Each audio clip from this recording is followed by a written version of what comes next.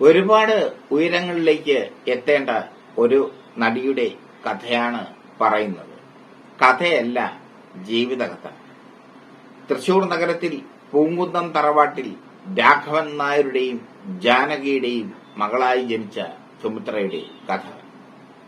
സുമിത്രയുടെ കഥ പറയുമ്പോൾ സുമിത്രയുടെ വിക്കിപീഡിയ നോക്കുമ്പോൾ നമുക്ക് കാണാം, അന്തരിച്ച കന്നഡ സംവിധായകൻ ഡി രാജേന്ദ്ര ബാബു ആണ് അവരുടെ ഭർത്താവെന്ന്. 2 പെൺമക്കളാണ് അവർക്ക് ഉള്ളതെന്ന്, ഉമാശങ്കരിയും നക്ഷത്രയും. 2 പേരും സിനിമയിലൊക്കെ ഭാഗ്യം നോക്കി പരാജയപ്പെട്ടവരാണ്. പക്ഷേ സുമിത്ര അങ്ങനെയായിരുന്നില്ല. സുമിത്ര മലയാളത്തിൽ തരംഗമാകുന്നത് നീലപ്പൊന്മാൻ എന്ന ചിത്രത്തിലൂടെയാണ്. ശാരംഗപാണി കഥയും തിരക്കഥയും എഴുതി പ്രേം നസീർ നായകനായ നീലപ്പൊന്മാൻ ഒരു സയന്റിഫിക് ത്രില്ലർ.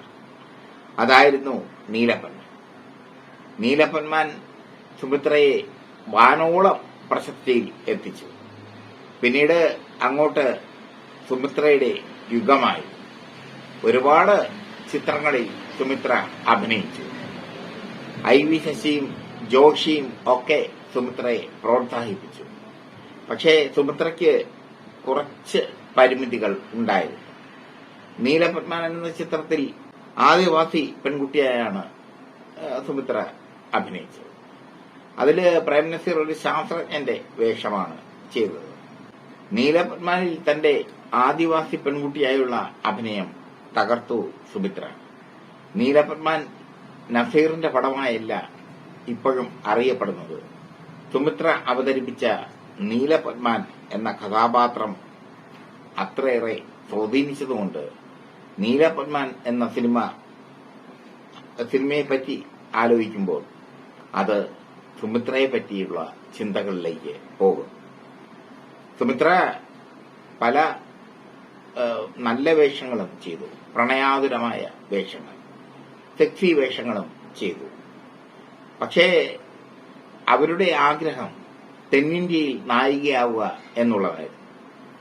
അക്കാലത്ത് സിനിമയിൽ ഉദിച്ചുയർന്ന നായകനാണ് രവികുമാർ. രവികുമാർ തെന്നിന്ത്യയിൽ ഉദിച്ചുയർന്ന നായകൻ. രവികുമാറും സുമിത്രയും തമ്മിൽ പ്രണയത്തിലായി. ഇരുവരും വിവാഹിതരായി. ആ വിവാഹ ജീവിതത്തിന് സുമിത്ര വലിയ ആയുസ് കൽപ്പിച്ചില്ല. രവികുമാറിനെ നന്നായി തേച്ചു സുമിത്ര. സുമിത്ര തന്റേതായ ലോകം തേടി തെന്നിന്ത്യൻ സിനിമയിലേക്ക് പോയി. അവർ അവരുടെ ഭർത്താവിനെയും അവിടെ നിന്ന് കണ്ടെത്തി, രാജേന്ദ്രബാബുവിനെ. സുമിത്ര പോയതോടെ രവികുമാർ നിരാശനായി മാറി. ഒരു നിരാശാകാമുകന്റെ വേഷമായിരുന്നു രവികുമാറിന് പണ്ടേ ഉണ്ടായിരുന്നത്. സുമിത്ര പോയതോടെ ആകെ മൊത്തം നിരാശാകാമുകനായി രവികുമാർ മാറി. രവികുമാറിന്റെ കരിയറും തീർന്നു. സുമിത്ര തമിഴിൽ പല അമ്മ റോളുകൾ അഭിനയിച്ച് പിന്നീട് മുന്നേറി. എന്തായാലും അവരുടെ ജീവിതത്തിലെ വഴിത്തിരിവുകൾ അവർ എവിടെയൊക്കെ വെച്ച് മറന്നുപോയി എന്ന് തോന്നുന്നു. ഈ തമിഴ് ചാനലുകളിൽ അവരുമായി ഒരുപാട് അഭിമുഖങ്ങൾ വന്നിട്ടുണ്ട്. പക്ഷെ നീലപ്പൊന്മാൻ എന്ന അവർ ടൈറ്റിൽ റോൾ അഭിനയിച്ച ചിത്രത്തിൽ, ആ ചിത്രത്തിന്റെ മേന്മയെ പറ്റി അവർ ഒരിക്കലും പറഞ്ഞിട്ടില്ല.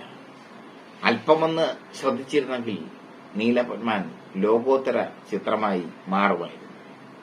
നീലപ്പൊന്മാൻ കാണേണ്ട കടമ, അല്ലെങ്കിൽ ഒന്ന് കണ്ടു നോക്കേണ്ട സാഹചര്യം ഈ വീഡിയോയിലൂടെ ഞാൻ എന്റെ പ്രേക്ഷകർക്ക് വിടുന്നു.